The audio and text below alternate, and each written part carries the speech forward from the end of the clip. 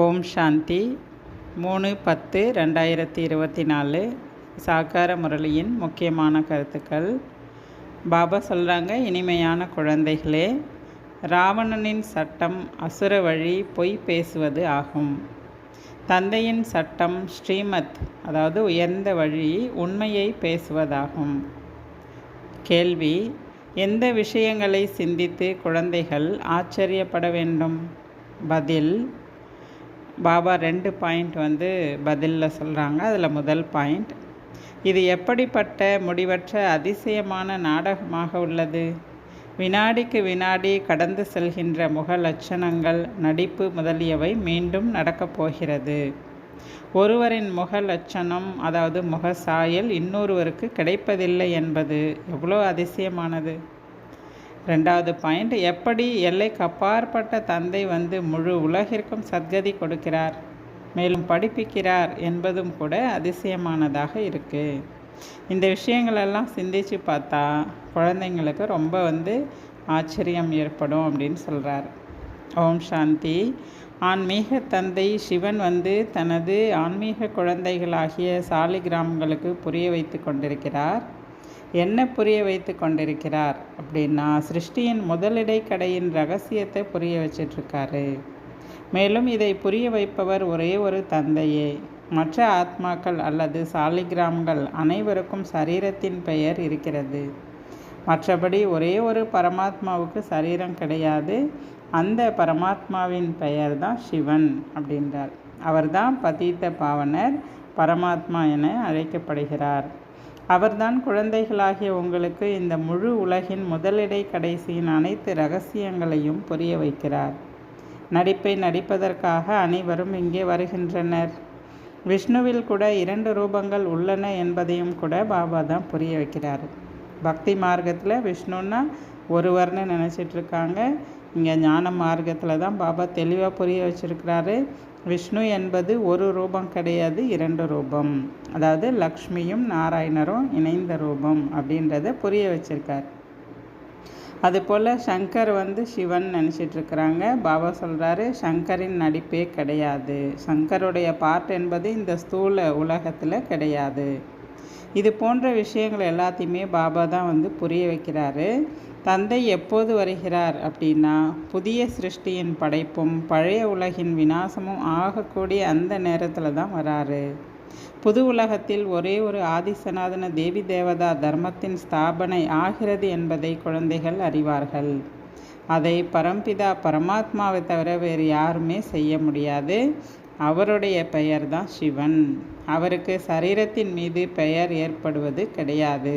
அவருக்கு சிவன்ற பேர் அவருக்கு சரீரத்துக்கு ஆதாரமாக வைக்கப்பட்ட பேர் கிடையாது. சிவன் என்பது அவர் செய்யக்கூடிய காரியத்தில், அந்த காரியத்திற்கான பெயர். நன்மை செய்பவர், மங்களகாரி, இதனுடைய பெயர் தான் சிவன். இதனுடைய அர்த்தம்தான் சிவன். மற்றபடி அவர் உடலுக்கான பெயர் சிவன் கிடையாது அப்படின்றார். மற்றபடி இங்கே இருக்கும் அனைவருக்குமே, அனைத்து ஆத்மாக்களுக்குமே சரீரம் இருக்குது. அந்த சரீரத்துக்குன்னு ஒரு பெயரும் இருக்குது. முக்கியமானவர்கள் அனைவருமே வந்துவிட்டனர் என்பதை குழந்தைகள் புரிந்து கொண்டுள்ளீர்கள். நாடகத்தின் சக்கரம் சுற்றி சுற்றி இப்பொழுது இறுதிக்கு வந்துருச்சு. இறுதியில் தந்தை தான் தேவைப்படுகிறார். ஆகையினால பக்தியில் கூட சிவஜெயந்தி கொண்டாடுறாங்க. இந்த சமயம் கூட கொண்டாடுறாங்க. பாபா சொல்கிறாரு, இந்த சமயம் நான் எப்போ வரணும் அப்போ உலகம் மாற வேண்டி இருக்கு.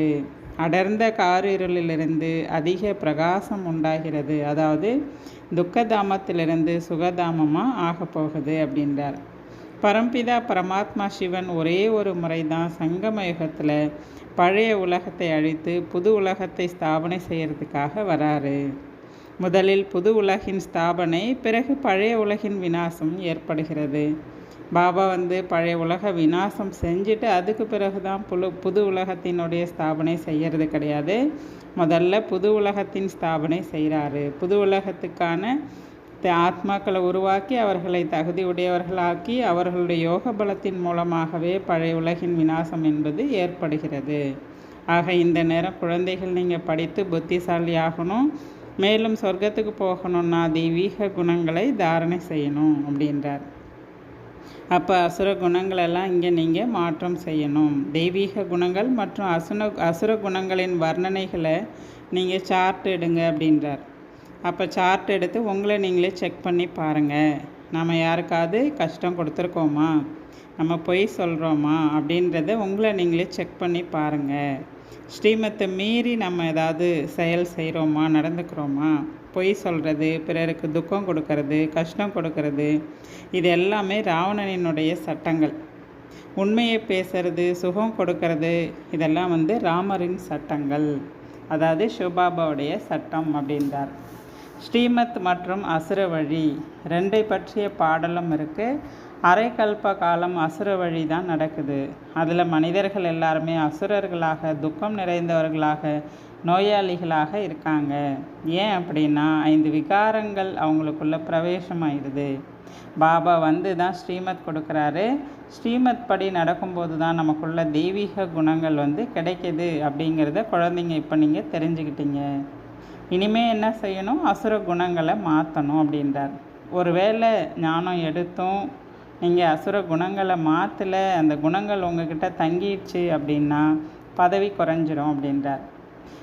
பிறவிகளாக செய்த பாவங்களின் சுமை வரிசை கிரமமான முயற்சியின்படி பாபா நினைவு செய்ய அது லேசாயிட்டே வரும் அப்படின்றார். புது உலகின் ஸ்தாபனை பிரம்மா குமாரிகளின் மூலம் நடக்க வேண்டும். இதுவும் கூட உறுதியான நம்பிக்கை ஏற்பட்டுள்ளது. ஆகையினால தான் குழந்தைகள் என்ன பண்ணுறாங்கன்னா சேவையில் ஈடுபடுறாங்க. யாராவது ஒருவருக்காவது நன்மை செய்யும் முயற்சியை குழந்தைங்க செய்தபடி இருக்கிறாங்க அப்படின்றார். நம் சகோதர சகோதரிகள் எவ்வளவு சேவை செய்கின்றனர் என்பதை நீங்கள் அறிவீர்கள். குழந்தைகளே, அனைவருக்கும் தந்தையின் அறிமுகம் கொடுத்தபடி இருக்கின்றனர். தந்தை வந்துள்ளார். முதலில் சில பேருக்கு தான் பாபா கிடைப்பார். பிறகு தான் குழந்தைகள் அதிகரித்தபடி இருப்பாங்க. அப்புறம் கொஞ்சம் பேராக நிறைய பேர் வருவாங்க அப்படின்றார். ஒரு பிரம்மாவின் மூலம் எவ்வளவு பேர் பிரம்மா குமாரிகளாக ஆயிருக்கிறாங்க. பிராமண குலம் கண்டிப்பாக தேவை. நாம் அனைவரும் பிரம்மா குமாரிகள், சிவபாபாவின் குழந்தைகள். சிவபாபாவுக்கு குழந்தையாக இருக்கும்போது சகோதரர்கள் உண்மையான சம்மந்தம் பார்த்துக்கிட்டா நம்ம எல்லாருமே உண்மையில் சகோதரர்கள். பிரஜாபிதா பிரம்மா உடையவர்களாக ஆகும்போது தான் சகோதரியாக ஆகிறீங்க அப்படின்றார்.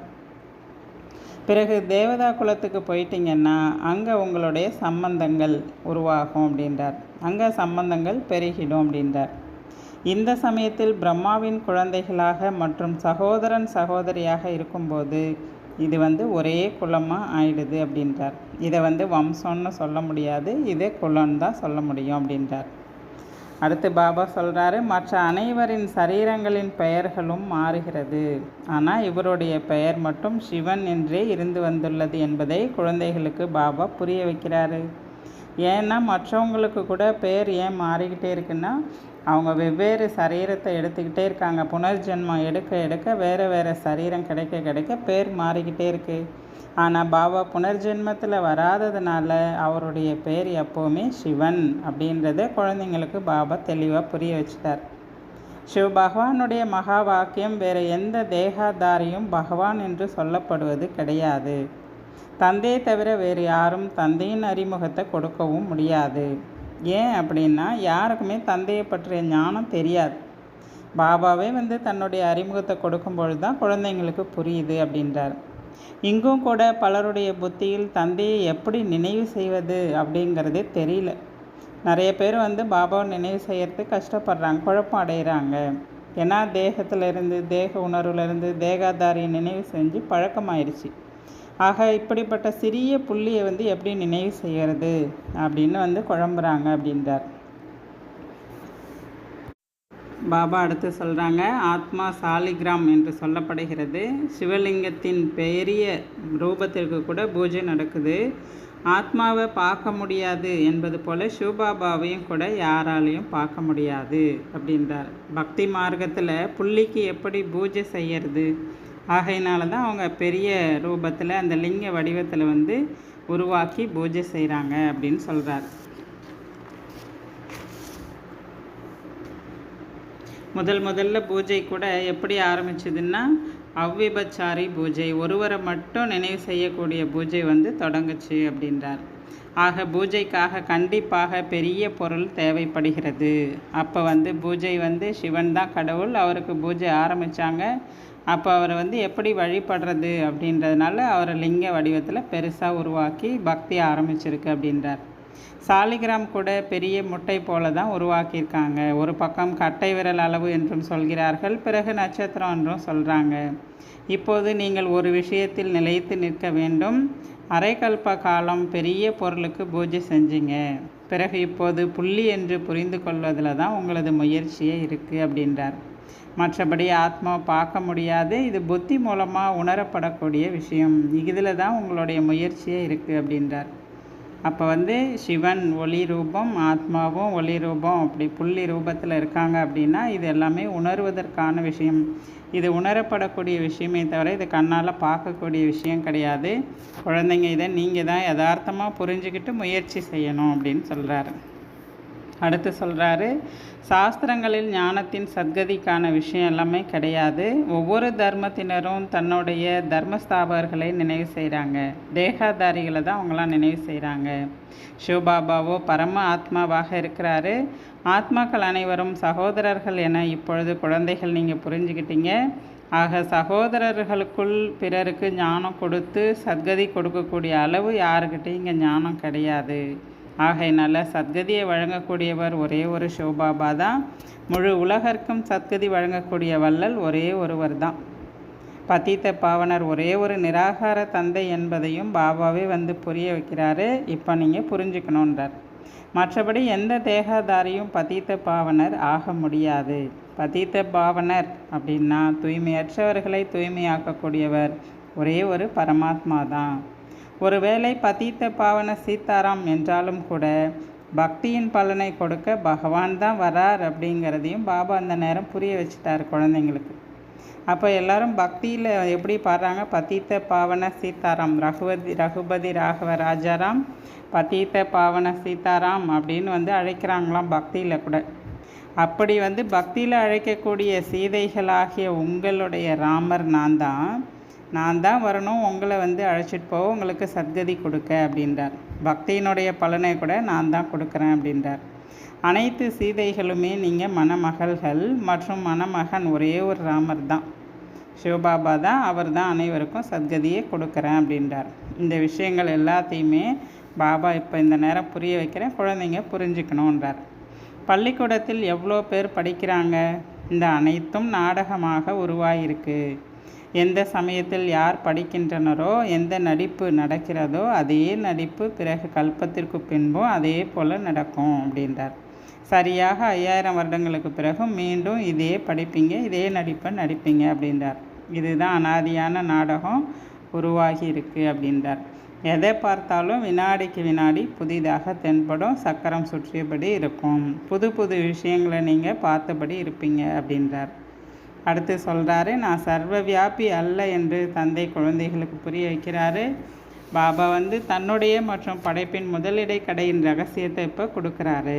தந்தை ஒவ்வொரு கல்பமும் நமக்கு ஆஸ்தி கொடுக்க வரார் என்பதை இப்போ நீங்கள் புரிஞ்சுக்கிட்டீங்க. அதுவும் பிரம்மாவின் மூலம் ஸ்தாபனை. இந்த ஞானம் கூட மிகவும் நன்றாக இருக்கிறது. விராட ரூபத்தின் அர்த்தம் கூட கண்டிப்பாக இருக்கும். ஆனால் தந்தையை தவிர வேறு யாரும் இது போன்ற விஷயங்களினுடைய அர்த்தத்தை புரிய வைக்கவே முடியாது. எவ்வளோ பக்தியை பற்றி, சாஸ்திரங்களை பற்றி, காலசக்கரத்தை பற்றி, தந்தையை பற்றி, ஆத்மாவை பற்றி, இப்படி விராட ரூபத்தை பற்றி இவ்வளோ அழகாக பாபா எல்லா ஞானத்தினுடைய ஒரு புரிதல், ஒரு தெளிவு என்பது குழந்தைங்களுக்கு கொடுத்துட்ருக்கார். இது போன்ற ஒரு புரிதல் ஞானத்தை வேறு யாருமே உங்களுக்கு கொடுக்க முடியாது. பக்தி மார்க்கத்தில் எவ்வளோ படங்கள், சித்திரங்கள்லாம் உருவாக்கியிருக்கலாம், ஆனால் எதை பற்றியும் தெளிவாக யாராலையும் ஞானம் கொடுக்க முடியாது அப்படின்றார்.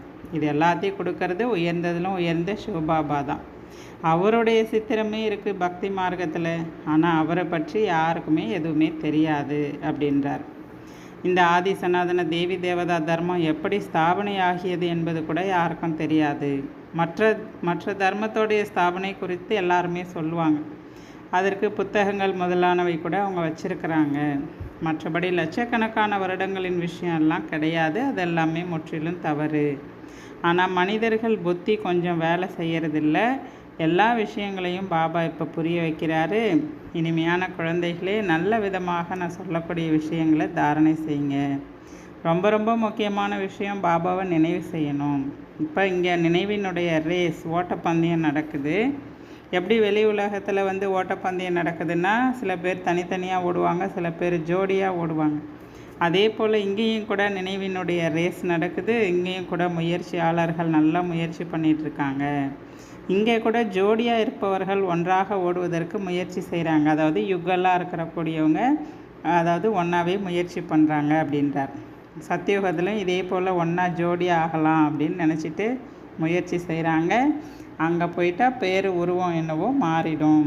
அதே சரீரம் கிடைக்காது, சரீரம் மாறியபடி இருக்கும் அப்படின்றத பாபா புரிய வைக்கிறார். அதுபோல் முயற்சி எல்லாருமே அங்கே கிருஷ்ணராக ஆகிட மாட்டாங்க. எல்லாருடைய முக லட்சணமும் வேறு வேறு தான் இருக்கும். இதுதான் அதிசயமான நாடகம். ஒருவருடைய முக லட்சணம் இன்னொருவருக்கு கிடைக்காது. இதை புரிஞ்சுக்கணும் அப்படின்றார். குழந்தைகளுக்கு சிருஷ்டி சக்கரத்தை பற்றி பாபா புரிய வச்சுட்டாரு. மேலும் குழந்தைகள் என்ன பண்ணணும், ஞானத்தின் புரிதல் வந்த பிறகு தந்தையை நினைவு செய்யணும், தூய்மையாகணும், மேலும் தெய்வீக நடத்தையும் வேணும். யாருக்கும் துக்கம் கொடுக்கக்கூடாது. யாருக்காவது இப்போ வெளி உலகத்தில் பாபா சொல்கிறார், பாபா குழந்தையாகவும் இருக்கிறாங்க. யாருக்காவது விஷம் தேவை என்றால் அதை கொடுக்காவிட்டால் துக்கம் கொடுத்த மாதிரி ஆகிடும் அப்படின்னு தவறாக புரிஞ்சுக்கிறாங்களாம் பிகேவே. பாபா அப்படி சொல்கிறது கிடையாது. தந்தை யாருக்கும் துக்கம் கொடுக்கக்கூடாதுன்னா அவங்க மனதை புண்படுத்தக்கூடாதுன்னு தான் சொல்லியிருக்கிறாரு. மற்றபடி நீங்கள் விகாரத்தில் ஈடுபடுறது, விஷம் அதாவது கணவர் மனைவியாக இருக்கக்கூடியவர்கள் தூய்மையை கடைப்பிடிக்கிறதுக்கு ஒத்துழைப்பு கொடுக்கலன்னா அவங்கள சார்ந்து போகலான்னு தவறாக புரிஞ்சுக்கிறீங்க. அது கூட துக்கம் கொடுக்கறதா அர்த்தமாகிடும்னு சொல்லிட்டு சில மூடமதி கொண்டவர்கள்னு சொல்கிறார். புரிஞ்சிக்காத குழந்தைங்க முட்டாள்தனமாக இப்படியும் தூய்மையை இழந்துடுறாங்க அப்படின்னு சொல்கிறார். அது போலலாம் இருக்கக்கூடாது. நான் சொல்லக்கூடிய துக்கம் வேறு, நீங்கள் வேறு அர்த்தத்தில் புரிஞ்சுக்கிட்டு இப்படி நடந்துக்காதீங்க அப்படின்னு சொல்கிறார். உங்களுடைய தூய்மையை நீங்கள் கண்டிப்பாக கடைப்பிடிக்கணுன்றார். அசுர நடத்தை மற்றும் தெய்வீக நடத்தை பற்றிய புரிதல் உங்களுக்கு வேணும் அப்படின்றார். மனிதர்கள் இதெல்லாம் புரிஞ்சிக்காமல் இருக்காங்க. அவங்கெல்லாம் வெளி உலகத்தில் ஆத்மாவில் எதுவுமே ஒட்டாதுன்னு சொல்லிடுறாங்க. அதனால் எதை வேணாலும் சாப்பிடுங்க, எப்படி வேணாலும் இருங்க, எதை வேணாலும் குடிங்க அப்படின்லாம் சொல்லிடுறாங்களாம். பாபா சொல்கிறாரு, வெளியில் கூட நிறைய பேர் சைவ உணவு மட்டும் சாப்பிடக்கூடியவங்களாம் இருக்காங்க. வெஜிடேரியன் ஓகே தான், அது நல்லது தான். எல்லா ஜாதியிலுமே வைஷ்ணவர்கள் இருக்கிறாங்க. மோசமான பொருள் சாப்பிடாதவங்க கூட நிறைய பேர் இருக்கிறாங்க அப்படின்றார். ஆனால் ஒட்டுமொத்த உலகத்தில் டோட்டலாக பார்த்துக்கிட்டா வெஜிடேரியன் குறைவானவர்கள் தான். எப்படி அதில் குறைவானவர்களோ அதே போல் குழந்தைகள் நீங்களும் கூட தூய்மை கடைப்பிடித்து எல்லா நியமங்களையும் உணவு முறைகள் எல்லாத்தையும் கடைப்பிடிக்கக்கூடியவர்கள் குறைவானவர்கள் தான் இருக்கிறீங்க. ஆனாலும் மெதுவாக வளர்ச்சி அடைஞ்சபடி இருக்கும். குழந்தைகளுக்கு இந்த படிப்பினை தான் கிடைக்கிறது. தெய்வீக குணங்களை தாரணை செய்யுங்க. பிறர் கையால் சமைக்கப்பட்ட அசுத்தமான உணவை சாப்பிடாதீங்க அப்படின்னு சொல்கிறார் பாபா. நல்லது. தாரணைக்கான முக்கிய சாரம்.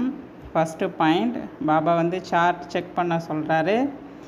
ஃபஸ்ட்டு, நான் ஸ்ரீமத்துக்கு மாறாக நடப்பதில்லை தானே, நான் பொய் சொல்லாமல் இருக்கிறேனா, யாருக்கும் கஷ்டம் கொடுப்பதில்லை தானே, தெய்வீக குணங்களை தாரணை செய்தேனா, இப்படியெல்லாம் உங்களை நீங்களே செக் பண்ணுங்கள். உங்கள் சார்ட்டை பாருங்கள். அசுர நடத்தையும் தெய்வீக நடத்தையும் எவ்வளோ இருக்குன்றதை செக் பண்ணுங்கள் அப்படின்னு சொல்லியிருக்கார். படிப்புடன் கூடவே தெய்வீக நடத்தையும் தாரணையும் செய்ய வேண்டும். கண்டிப்பாக தூய்மை அடைய வேண்டும். எந்த மோசமான பொருட்களையும் உண்ணக்கூடாது. முழுமையான வைஷ்ணவராக ஆக வேண்டும். நினைவு என்ற ஓட்டப்பந்தயத்தில் ஓட வேண்டும். வரதானம். பாபாவின் கட்டளைப்படி உங்கள் மனதை காலியாக வைத்திருக்கும் வீண் மற்றும் தீய கனவுகளிலிருந்து விடுபட்டவர் ஆகுங்கள். பாபாவுடைய கட்டளை என்னன்னா, உறங்கும் போதும் நல்லதோ கெட்டதோ அனைத்தையும் பாபாவிடம் ஒப்படைத்துவிட்டு மனதை எப்போவுமே காலியாக வச்சுருங்க. பாபாவிடம் கொடுத்துவிட்டு பாபாவுடன் உறங்குங்கள். தனியாக அல்ல. நீங்கள் தூங்கும்போது தனியாக அல்லது பயனற்ற விஷயங்களை வர்ணனை செய்து கொண்டே சென்றால் பயனற்ற அல்லது தவறான கனவுகள் தான் வரும். இதுவும் கூட ஒரு சோம்பேறித்தனம்தான்.